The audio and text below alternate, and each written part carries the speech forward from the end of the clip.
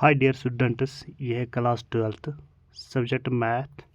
ठीक है, class 12th subject math, chapter हम 3rd कर रहे हैं और चैप्टर का नाम है मैट्रिक्स।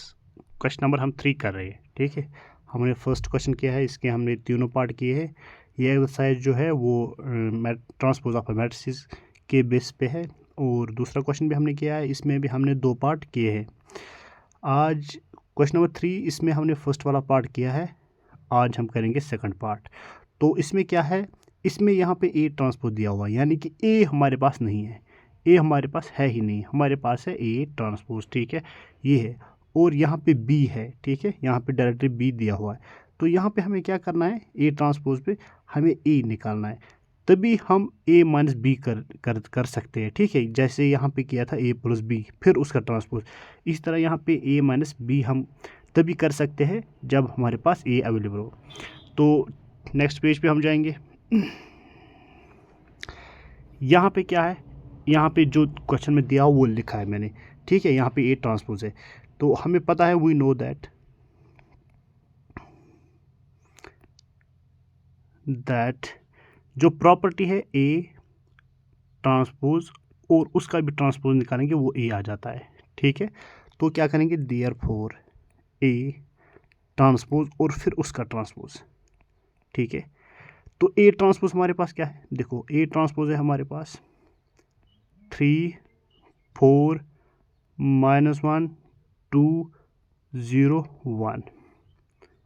ठीक है, इसका ट्रांसपोज हमें, ठीक है, क्योंकि ए ट्रांसपोज दिया हुआ है ना, वही मैंने यहाँ पे लिखा है। ठीक है, यहाँ पे लिखा है मैंने वही, तो अब इसका ट्रांसपोज करेंगे तो हमें ए मिलेगा। ठीक है, तो इस कॉलम को मैं रो में चेंज करूँगा, 3 -1 0, और इस कॉलम को मैं रो में चेंज करूँगा, 4 2 1।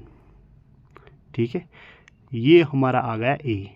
ठीक है, अब नेक्स्ट पेज पे मैं ये लिखूँगा और फिर हम सेकंड पार्ट सॉल्व करेंगे। ठीक है, तो अब हम नेक्स्ट पेज पे जाएंगे, वहाँ पे हम ये ए वाला मैट्रिक्स लिखेंगे और बी वाला मैट्रिक्स, फिर हम सेकंड पार्ट सॉल्व करेंगे। ठीक है,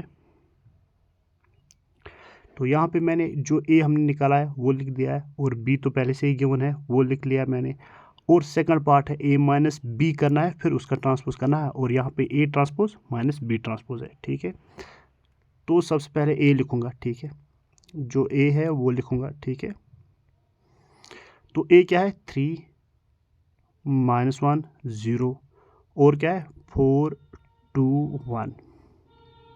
ठीक है, ये है ए मेरा मैट्रिक्स जो मैंने लिखा है। फिर क्या है, माइनस बी, अब बी लिखूँगा, -1 2 1 1 2 3।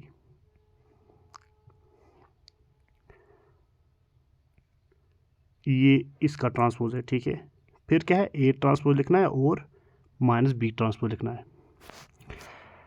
तो ए ट्रांसपोज, ठीक है, ए का ट्रांसपोज हमें करना है। ठीक है, ए यहाँ पे है, या ए हमें दिया हुआ है वही लिखना है। ठीक है, वो क्या है, 3 -1 0। ठीक है, और ये क्या है, 4 2 1। ठीक है, और माइनस बी ट्रांसपोज। ठीक है, सॉरी, तो यहाँ पे क्या किया था, इसका मैंने ट्रांसपोज लिया।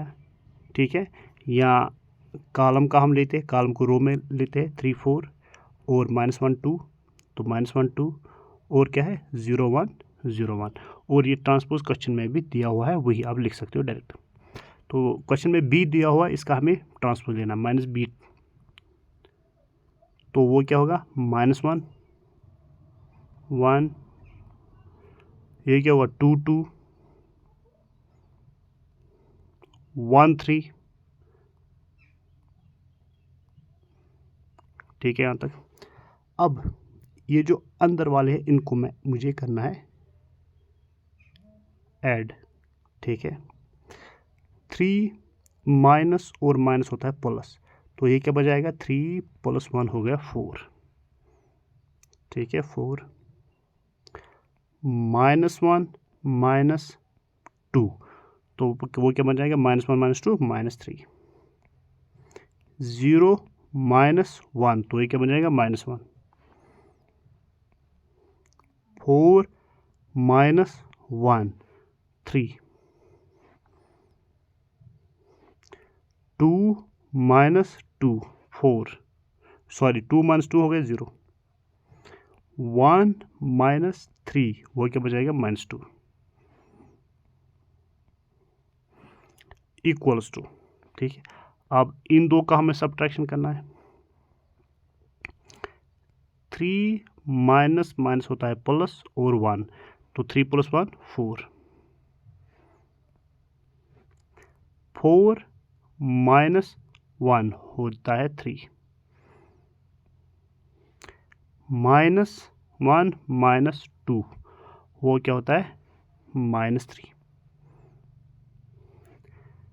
2 -2 हो गया 0।